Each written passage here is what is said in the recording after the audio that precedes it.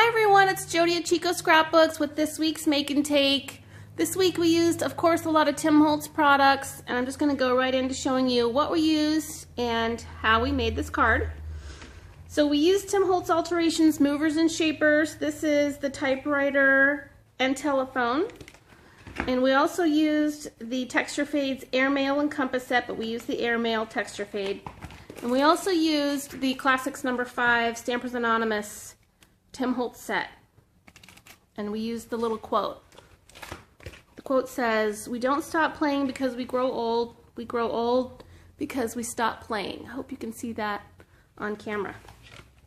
So I'm going to go ahead and get started mounting my stamp on the block. And the colors that we used for the Distress ink are Wild Honey, Vintage Photo, and Walnut Stain. And this is a standard A2 card. It's 4 1/4 by 5 1/2. So when you open it up, it is 5 1/2 by 8 1/2. That makes an A2 4 1/4 by 5 1/2 card. So the craft layer is 3 3/4 by 5. And the top layer, which is what we ran through the Texture Fade, ran it through the Sizzix Big Shot machine, is 3 1/2 by 4 3/4.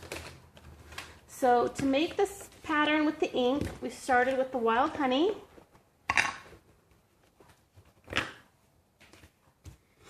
And we just blended this in the middle. And Distress ink is great when you use texture fades because it picks up the top layer with a darker color than the bottom layer. So you get a really nice, pretty texture. Then I'm going to go in with the Vintage Photo and I'm going to overlap the Wild Honey and the Vintage Photo so that the two colors blend together. Just going to go all around.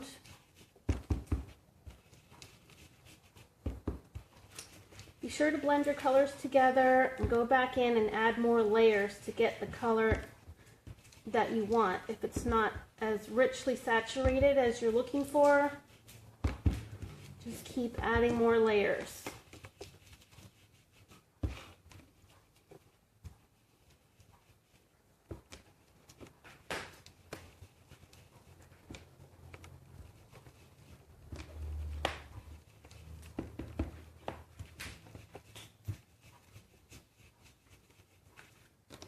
Hopefully you can see how the colors blend together. And I'm going to actually go back in and add a little bit more Wild Honey to the middle and blend it out.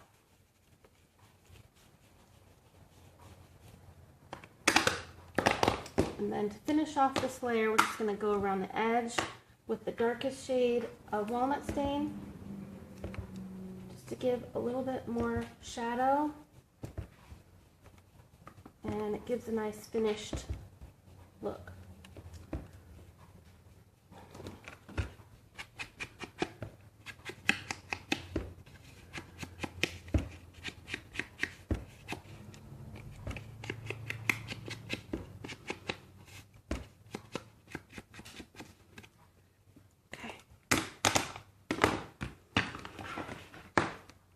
So now I'm going to add some Miracle tape. This is double-sided sticky tape around the perimeter of my top layer.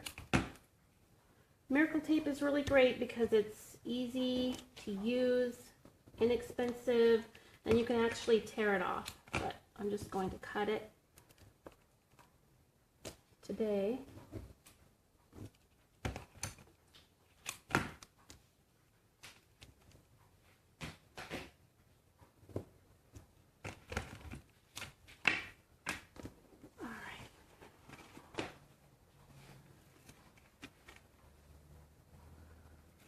I'm going to peel off these layers.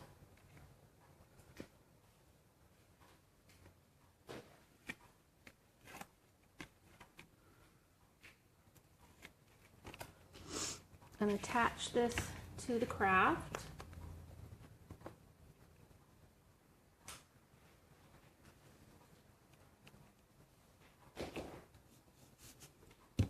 Okay, and then we're going to add Miracle tape to this layer as well.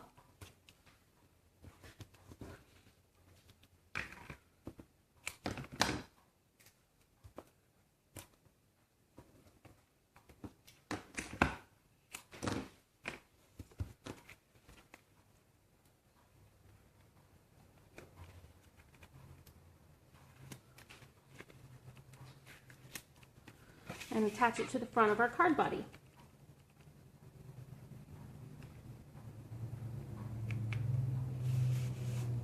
All right.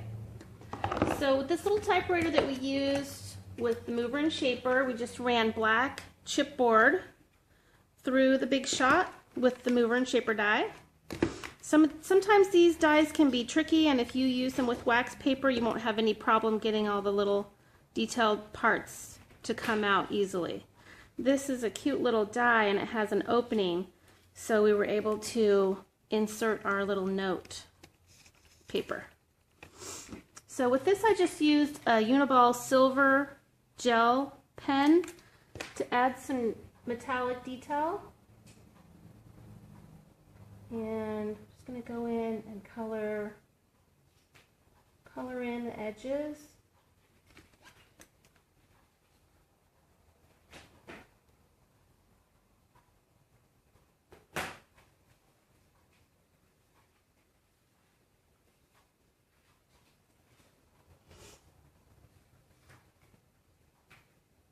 Doesn't have to be perfect, and you can add little distress marks around the edge just to give it a more vintagey feel.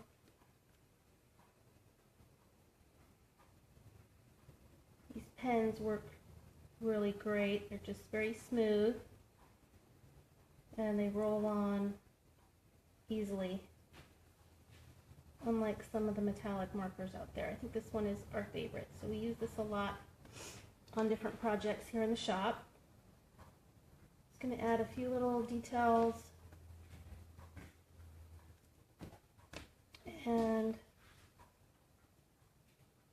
I think that's about it. Just going to smudge it a little bit to make it look a little vintagey. And then to attach this to our card, we're going to use a little bit of Scotch Dry, but we're actually going to do our note first. So I'm using Ranger Archival Black ink. Oops.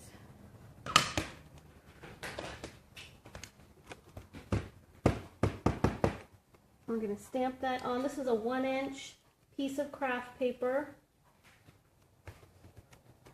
Be sure to press all around your stamp so you get an even, perfect impression.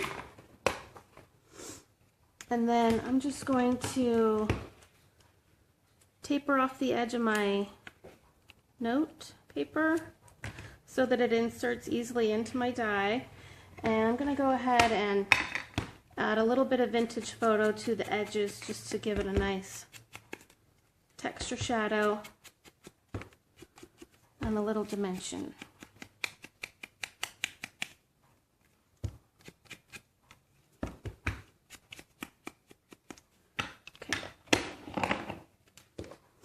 So this just will insert through the die cut like that.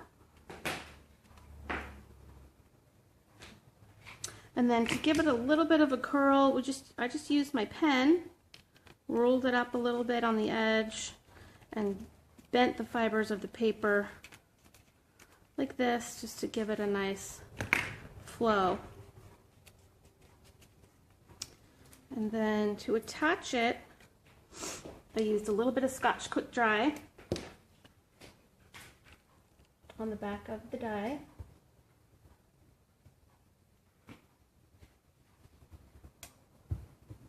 A little bit underneath. Scotch Quick Dry dries clear, so it's good to use on any project, and it dries quickly. So we're going to add it to the edge of our card, positioning our note, and just press. If some of the glue escapes, don't worry, because it'll dry clear. You can just wipe it off. And the last thing we're going to do is to add a little sticky dot. We're using Aleene's Tacky Dot Singles underneath our note paper to get it to stick down where we want. And we want it to stick down so that it has some shape. So we're just going to put the dot right here. right underneath where we want it to attach. And then we're going to scoot it down a little bit so that it'll stick up and stay in place. All right, and that's about it. Don't worry too much about your glue because it'll dry clear. And that's the card. I hope you guys like this week's make and take. If you do like it, please leave a comment and subscribe to our YouTube channel. You can always come into the shop here at Chico Scrapbooks on Wednesdays for free make and takes, and I hope to see you all soon. Thank you. Bye-bye.